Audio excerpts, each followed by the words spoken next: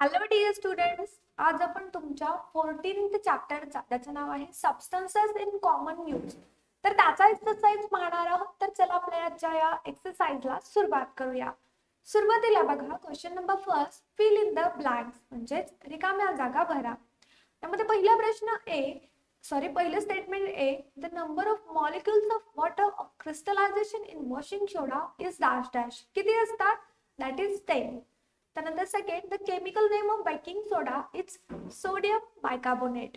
Baking soda sodium bicarbonate. Okay, लक्षात ठेवा, बऱ्याच वेळेला कन्फ्युज होतं की सोडियम बायकार्बोनेट कोणता, वॉशिंग सोडा कोणता. त्यानंतर next, C dash dash is used in treatment of hyperthyroidism. तर आयोडीनचा जो काही आयसोटोप असतो, आयोडीन 1, आयोडीन 2 आणि आयोडीन 3, तर हे हायपरथायरॉइडिझम साठी वापरले जातात. त्यानंतर नेक्स्ट लास्ट आपली फिल इन द ब्लँक आहे, the chemical name of Teflon is polytetra. त्यानंतरचा पुढचा प्रश्न असणार आहे प्रश्न क्रमांक 2, मॅच द पेअर्स म्हणजे जोड्या लावा. त्यामध्ये ग्रुप ए आणि ग्रुप बी. तर फर्स्ट बघा, saturated brine, crystallization of salt, fuse salt, sodium metal free, calcium dichloride, oxidation of colour, NaHCO3, basic salt. त्यानंतरचा next question number 3, write answers to the following. खालील प्रश्नांची उत्तरे लिहा. त्यामध्ये first A, what is mean by radio activity. Radio activity काय असते सांगा. So answer बघा, elements with high atomic number such as uranium, thorium, radium have a property of spontaneously emitting invisible, high penetrating and very high energy radiations. This property is called radioactivity. तर जे काही atomic number आहेत, ज्यामध्ये हाय atomic number, ज्यामध्ये uranium, thorium किंवा radium आहे, तर त्यांच्याकडे एक प्रॉपर्टी आहे. प्रॉपर्टी अशी की ते highly invisible, penetrating, high energy radiation release करतात आणि याच प्रॉपर्टीला आपण रेडिओ ऍक्टिव्हिटी म्हणतो. Next question, when it set to be the nucleus unstable. एखादा न्यूक्लियस अनस्टेबल कधी असतो? The nucleus is said to be unstable when radiations are emitted by the nucleus. जे काही radiations असतात तर ते न्यूक्लियस कडून जर इमिट होत असतील तर त्यावेळेला आपण त्या न्यूक्लियसला अनस्टेबल म्हणतो. त्यानंतर नेक्स्ट आहे, which diseases are caused by artificial food colors. जे काही आर्टिफिशियल फूड कलर्स आहेत तर त्यांच्यापासून कोणते कोणते डिसीज होतात? सिहिया.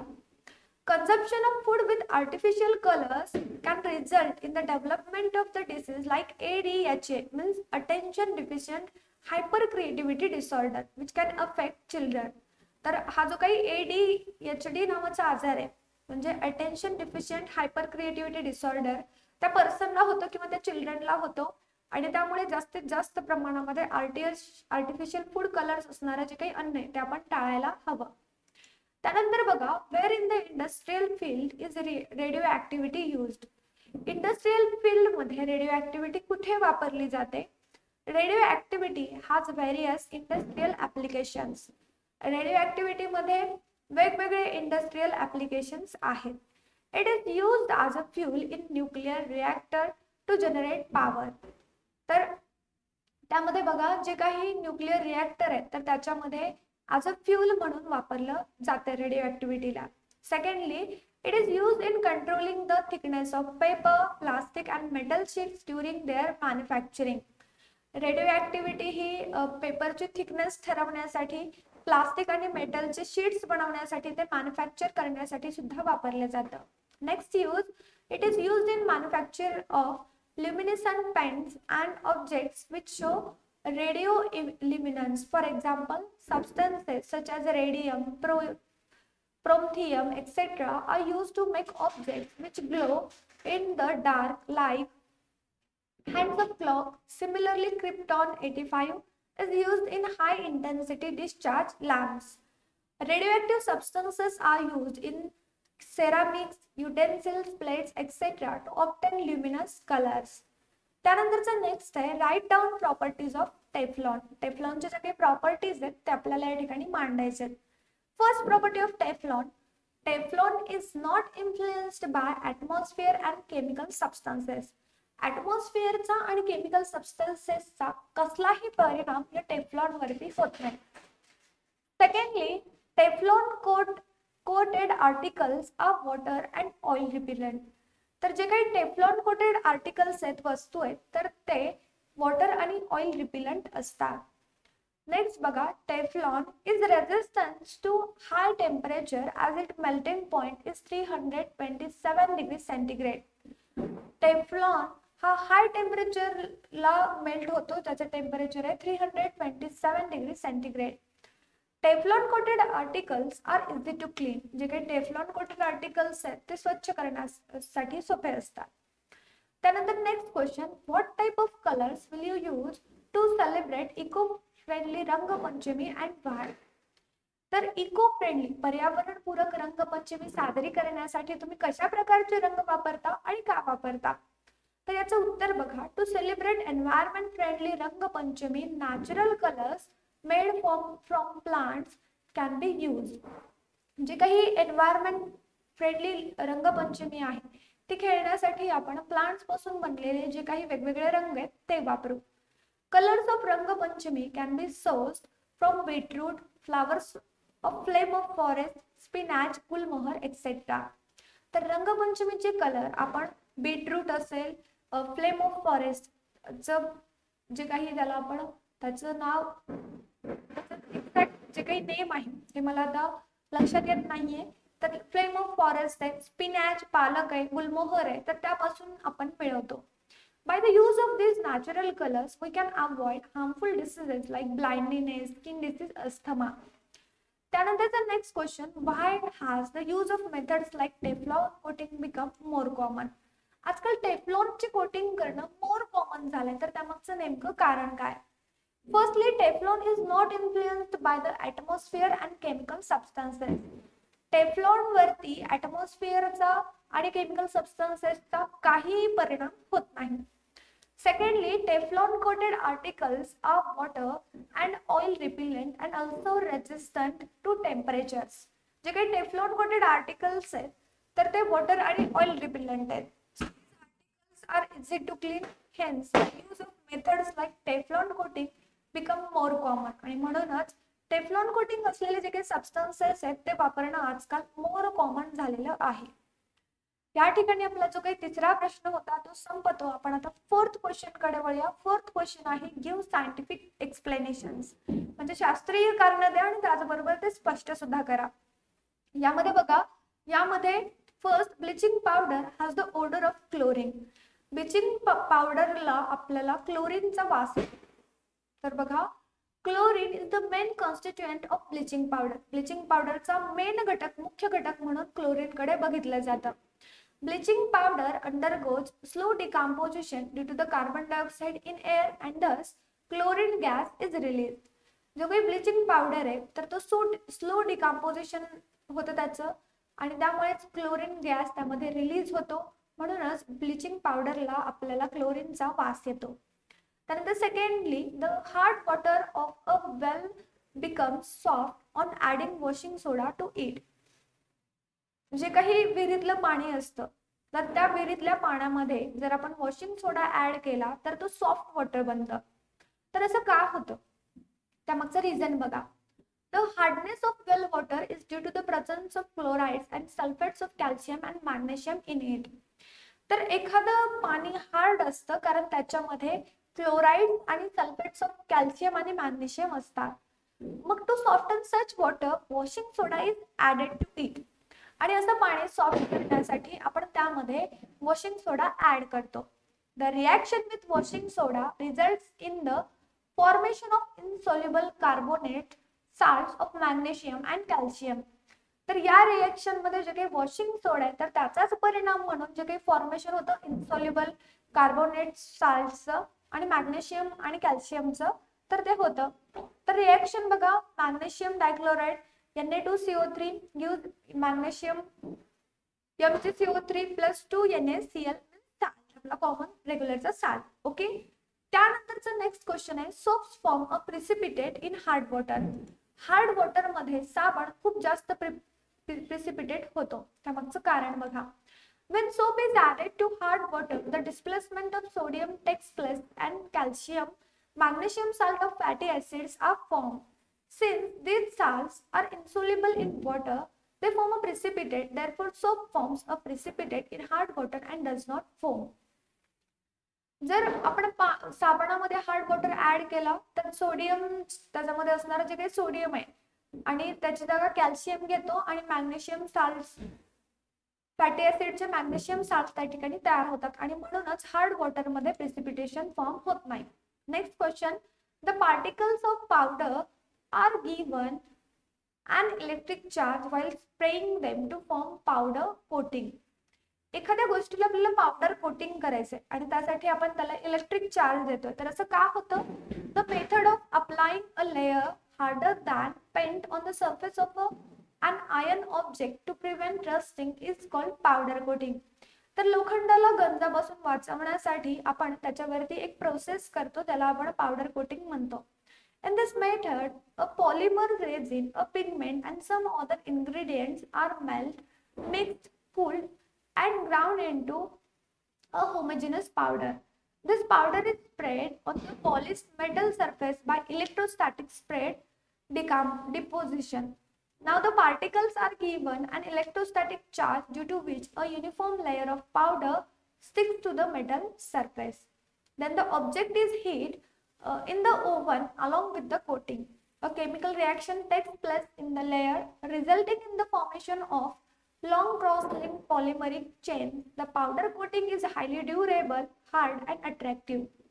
तर त्याचे जे काही इफेक्ट्स असतात तर ते मेटल सरफेस वरती युनिफॉर्म लेयर त्या पावडरचा स्टिक केला जातो, त्याला आपण हीट केलं, त्याला कोटिंग केल्यानंतर हीट केल्यानंतर सुद्धा किंवा केमिकल रिएक्शन सुद्धा त्या लेयर मध्ये टेक्स प्लेस होतात आणि मग आपल्याला ते युजेबल ठरतं. त्यानंतरचा next question, the aluminium articles is used as an anode in the anodizing process. एखादी एनोडायझिंग प्रोसेस आपण करतोय आणि त्यामध्ये आपण अल्युमिनियमचा article as a anode use करतो. सो यामागचं कारण काय? Anodizing is done by electrolysis. In the electrolytic cell, dilute acid is taken and the aluminum article is dipped in it as anode. When an electric current is passed, hydrogen gas is liberated at the cathode and oxygen gas is liberated at the anode. तर आपण electrolysis करतो एनोडायझिंग झाल्यानंतर electrolytic जे काही sale आहेत तर ते dilute acid घेतात आणि मग अल्युमिनियम आर्टिकल तर तो डीप केला जातो त्या एनोड मध्ये आणि जेव्हा आपण त्याच्यामधून इलेक्ट्रिक करंट पास करतो, हायड्रोजन गॅस त्या कॅथोड मधून आणि ऑक्सिजन त्या एनोड मधून लिबरेट होतो. A reaction with oxygen takes place and a layer of hydrated aluminum oxide is formed on the anode. जी काही रिएक्शन आहे ऑक्सिजनची त्या ठिकाणी होते आणि हायड्रेटेड अल्युमिनियम ऑक्साइड त्या ठिकाणी फॉर्म होतो. So this layer can be made attractive by adding color in the cell during electrolysis. आणि हा जो काही लेयर आहे त्याला आपण आणखी अट्रॅक्टिव्ह बनवू शकतो, त्याच्यामध्ये वेगवेगळे कलर ऍड करून या इलेक्ट्रोलायसिस प्रोसेसच्या दरम्यान. त्यानंतरचा next question here, when the radiation coming out from certain radioactive substances is passed through an electric field, marks are found at 3 places on the photographic plate placed in its path. त्यामागचं कारण काय बघा आता. when the radiation coming out from radioactive substances is passed through an electric field applied between the metal plates before it falls on the photographic plate. आपण काय करतो, radiation pass करतोय पण ते रेडिएशन पास एका इलेक्ट्रिक फील्ड मधून radiation pass करतोय पण त्यामध्ये 3 प्लेसेस आहेत ज्या ठिकाणी फोटोग्राफिक प्लेट प्लेस केलेली आहे त्यांच्या पाथ मध्ये, तर ते त्याच्याकडे जात आहेत. तर असं का होतं? When the photographic plate is developed after exposing it to the radiations for some time, 3 distinct spots are observed on the plate. This shows that the radiations are split up into 3 parts in the presence of an electric field. एखाद्या electric field मध्ये 3 part मध्ये radiation split up होतं हे त्याद्वारे दाखवलं जातं. The radiation deflect towards the negative plate is called alpha rays. जे radiation त्या प्लेट पासून रिफ्लेक्ट होतात त्याला अल्फा रेज म्हटलं जातं.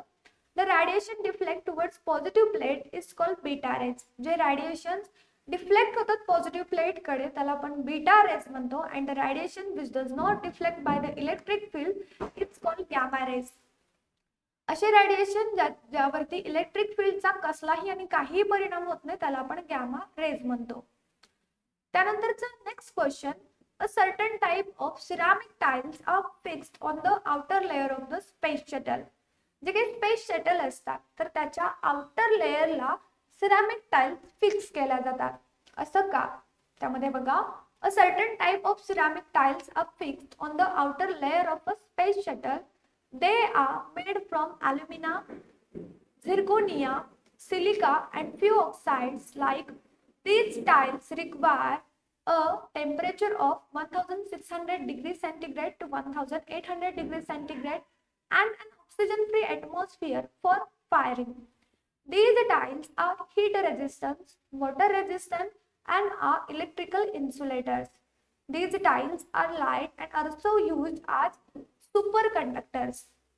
तर हे जे काही टाइल्स आहेत ते हीट रेजिस्टन्स असतात, वॉटर रेजिस्टन्स असतात आणि इलेक्ट्रिकल इन्सुलेटर्स असतात आणि ते लाईट आणि त्या हलक्या असतात आणि म्हणूनच आपण त्यांना सुपर कंडक्टर्स म्हणून या स्पेस शटल मध्ये वापरतो. आता या ठिकाणी आपला फोर्थ क्वेश्चन संपतो. आपण आता फिफ्थ क्वेश्चन कडे वळतोय आणि आपला फिफ्थ क्वेश्चन आहे write answers to the following, म्हणजे खालील प्रश्नांची उत्तरे द्या. त्यामधला पहिला प्रश्न, write about artificial food colours and substances used in them and their harmful effects. जे काही आर्टिफिशियल फूड कलर्स आहेत त्याच्याबद्दल लिहा आणि त्याचे जे काही वेगवेगळे हार्मफुल इफेक्ट्स आहेत तर ते सुद्धा या ठिकाणी लिहा.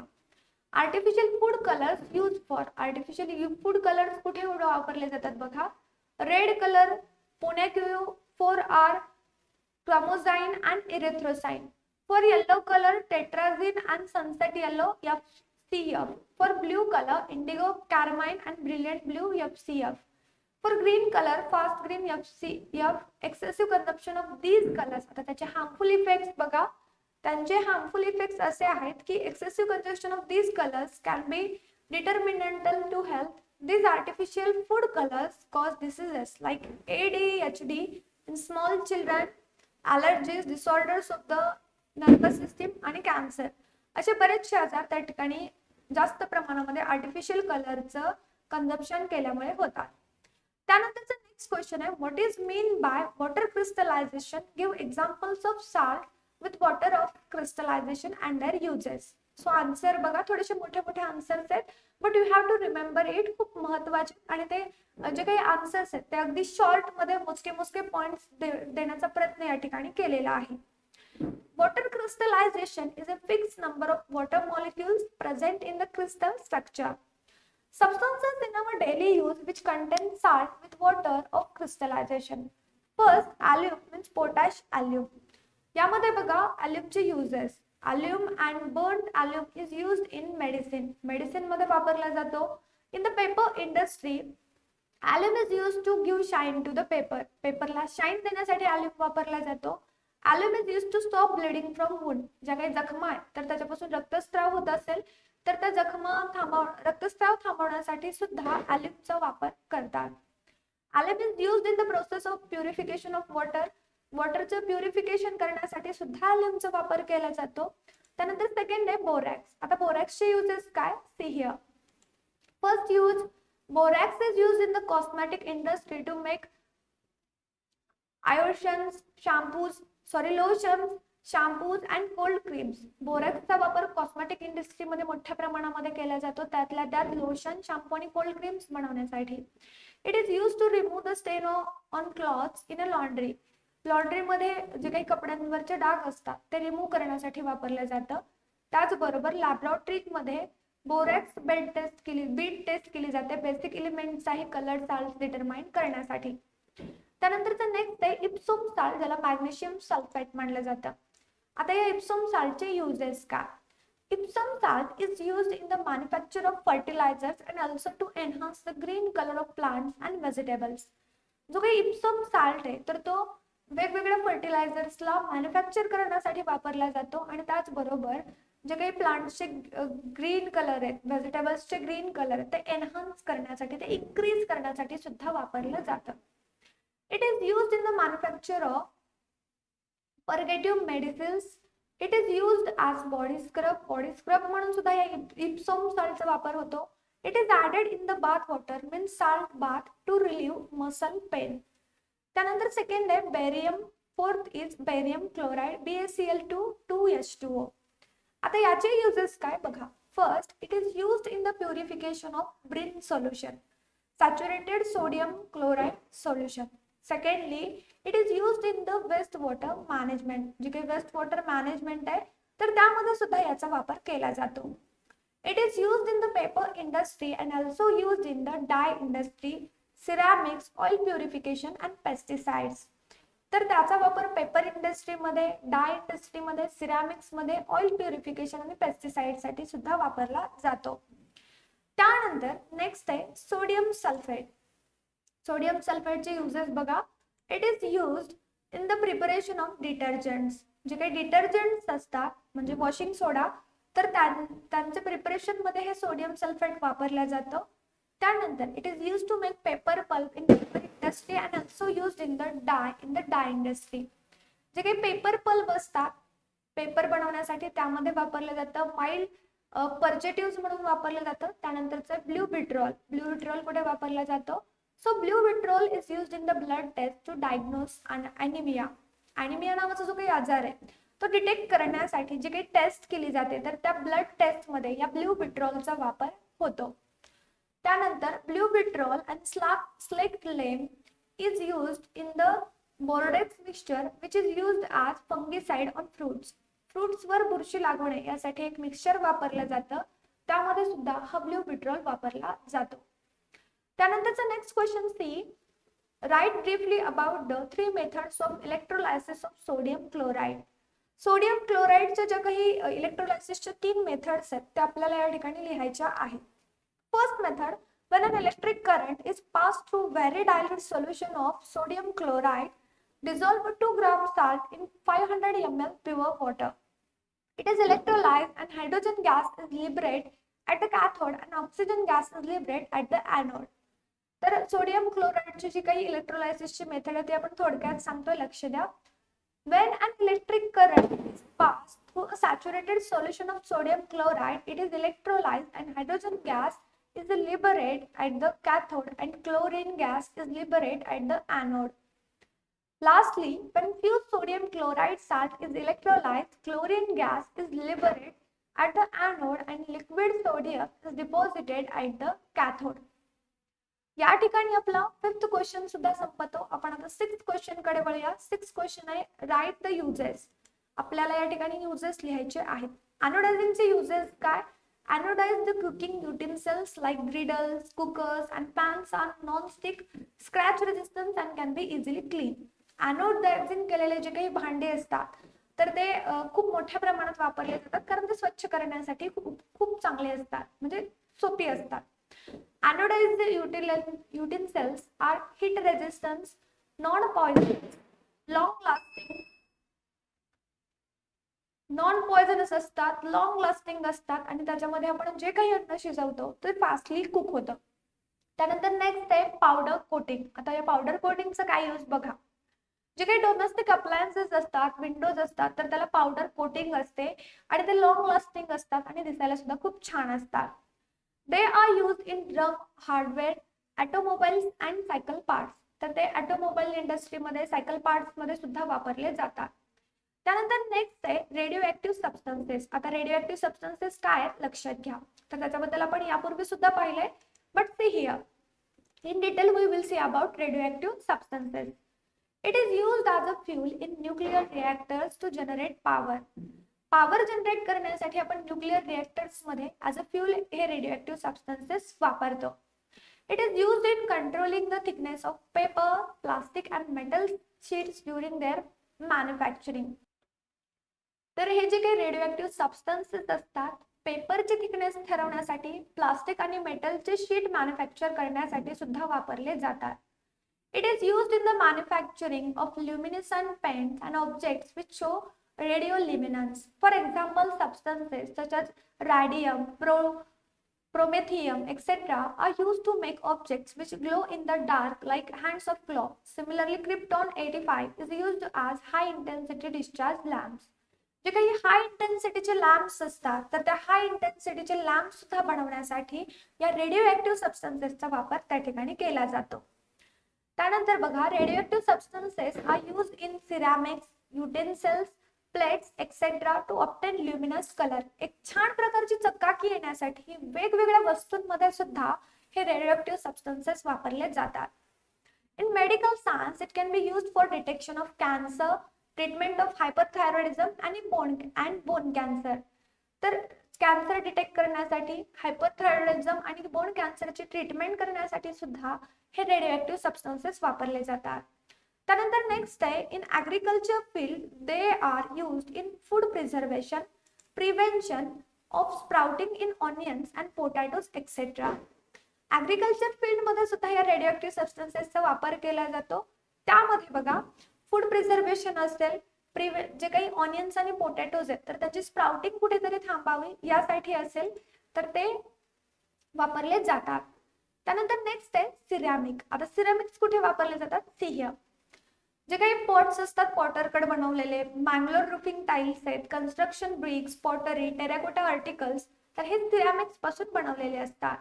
Dishes, crockery, flower pots, roof tiles, तर हे सुद्धा सिरॅमिक्स पासून बनवलेले असतात. Advanced ceramic is electric resistance, water resistance, due to which it is used in electrical instruments for coating the interior of a clean and outer surface of ships and blades of jet engines. तर जे काही advance ceramic आहेत तर ते electric resistance आहेत, waterproof आहेत, त्यामुळे ते इलेक्ट्रिक इन्स्ट्रुमेंट्स मध्ये जे काही प्लेन्स असतात, जेट असतात, तर त्याच्या इंजिन्स मध्ये, ब्लेड्स मध्ये, इव्हन जे काही शिप्स आहेत तर त्यांच्या सरफेस मध्ये सुद्धा वापरले जातात. A certain type of ceramic tiles are fixed on the outer layer of space shuttle. तर जे काही स्पेस शटल असतात तर त्याच्या आउटर लेयरला सुद्धा काही विशिष्ट प्रकारचे सिरॅमिक टाइल्स यूज केले जातात. Some types of ceramics are used as superconductors. एवढंच नव्हे तर हे सिरॅमिक जे काही सिरॅमिक्स आहेत तर ते सुपर कंडक्टर म्हणून सुद्धा वापरले जातात. त्यानंतरचा नेक्स्ट क्वेश्चन आहे, question number 7, write the harmful effects. जे काही हार्मफुल इफेक्ट्स आहेत ते आपल्याला लिहायचे. त्यामध्ये फर्स्ट बघा, आर्टिफिशियल डाय. आर्टिफिशियल डायज काय असतात, त्याचे हार्मफुल इफेक्ट्स काय लक्षात घ्या. Use of dye for dyeing hair can have adverse effect like hair fall, damage to hair texture, burning of skin. Hair fall होतं त्यामुळे हेअर टेक्स्चर बिघडतं, डॅमेज होतं हेअर टेक्स्चरचं, स्किन बर्न होते. जे काही डाईज आपण वापरतो हेअर डाय करण्यासाठी तर त्याचे इक्वल परिणाम आपल्या आईज वरती आणि स्किन वरती सुद्धा होतात. Dies present in lipsticks are a cause of stomach disorders. जे काही डाय लिपस्टिक मध्ये प्रेझेंट असतात तर ते स्टमक डिसऑर्डर होण्यासाठी कारणीभूत असतात. त्यानंतर आहेत आर्टिफिशियल फूड कलर. तर त्याचे काय परिणाम होतात बघा. Colours used in pickles, jams and sauces content lead and mercury in small quantities.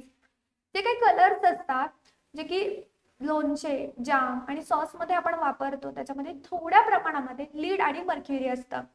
आणि तुमच्या माहितीसाठी लीड आणि मर्क्युरी हे सगळ्यात जड धातू आहेत आणि त्याचे बॅड इफेक्ट लगोलग म्हणजे अगदी विदिन काही मिनिट्स म्हणा, विदिन काही आवर्स आपल्या बॉडीवरती होतात, इतके ते हार्मफुल असतात.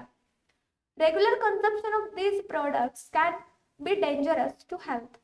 Excessive consumption of food products containing colors can cause ADHD, means attention deficit hypercreativity disorder in small children.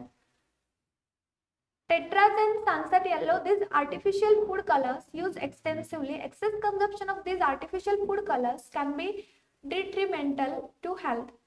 त्यानंतर नेक्स्ट आहे रेडिओ सबस्टन्सेस. आता हे कुठे वापरले जातात बघा. तर रेडिओ सबस्टन्सेस बद्दल आपण बऱ्याचशा गोष्टी पाहिलेल्या, पण तरी सुद्धा आता या रेडिओ सबस्टन्सेसचे हार्मफुल इफेक्ट्स पाहतोय तर ते कोणते कोणते लक्षात घ्या.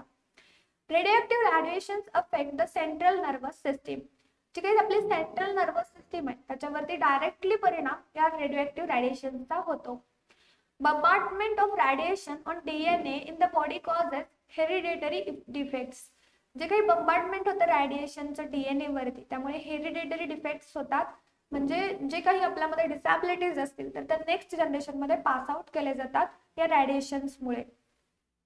Diseases like skin cancer, leukaemia are caused when radioactive radiation penetrates the skin. जेव्हा हे रेडिओएक्टिव्ह रेडिएशन्स आपल्या स्किन मध्ये पेनिट्रेट होतात त्यावेळेला ल्युकेमिया आणि स्किन कॅन्सर होतो. It is difficult to control the pollutants created due to explosion entering the body through air. आणि जे काही पोल्युशन आहे त्यामुळे झालेलं एक्सप्लोजन आहे तर ते आपल्या बॉडीमध्ये हवेच्या माध्यमातून जातं. The radioactive pollutants release in the sea enter body of fishes and through out them enter the human body. जर रेडिओएक्टिव्ह सबस्टन्सेस वॉटरमध्ये मिक्सअप झाले, समुद्रात मिक्सअप झाले तर ते जलचरांच्या बॉडीमध्ये जातील, म्हणजे फिशेस, ॲक्वॅटिक ॲनिमल्स त्यांच्या बॉडीमध्ये जातील आणि त्यांच्या मदतीने आपल्या बॉडीमध्ये येतील. The radioactive paint on the watch causes cancer. आपल्या घड्याळांवरती जे काही रेडिओएक्टिव्ह पेंट्स असतात तर ते सुद्धा कॅन्सर होण्यासाठी कारणीभूत ठरतात. The radioactive isotope strontium 90 gain entry into the body through plants, fruits, flowers, cereals, milk etcetera to cause diseases like bone cancer and leukaemia. त्यानंतर नेक्स्ट आहे डिओड्रंट. आता मोस्टली यूज करण्यात येणारा कॉस्मेटिक्स दॅट इज डिओड्रंट्स. तर त्याचे काय harmful effect होतात बघा. Disorders like headache, asthma, respiratory disorders, heart diseases likely to occur due to the most harmful chemicals like aluminum, zirconium compounds present in the deodorants. Aluminum carbohydrates present in the deodorants may be possible cause for various skin disorders, also skin cancers. इतके घातक ते असतात. त्यानंतरचा next आहे question number 8. Write the chemical formula. यामध्ये first bleaching पावडरचा chemical formula आहे CaOCl. Common सॉल्टचा formula NaCl. Baking soda NaHCO3.